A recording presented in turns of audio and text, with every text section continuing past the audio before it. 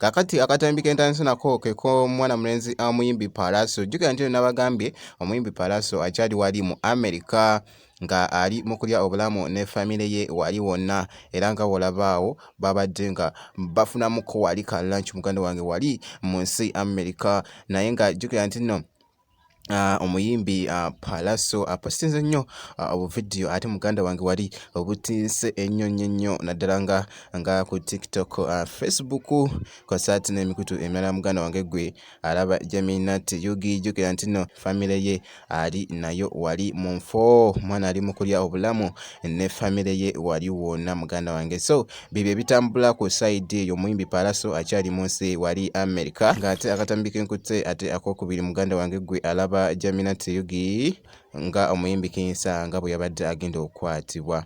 Jjukira kakati nga olaba akatambi awo, Mr Henry ow'oku Galaxy, kakati nga olaba awo yabadde aze ng'ali mu kugamba Kinsa nti no asitopinge okuyimba, poliisi eri wabweru ko Kinsa nedda, nkyayimbira bafanzi bange baninde mmale okuyimba.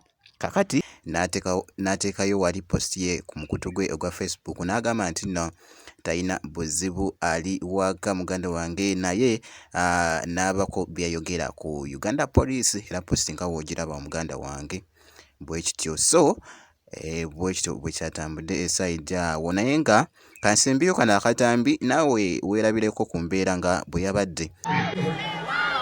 Tobeera ku pressure mwana, nze tebasobola kunsibira Kenya obawa mugamba afande ino muje mu stage tutukaire na mubina tubona pressure.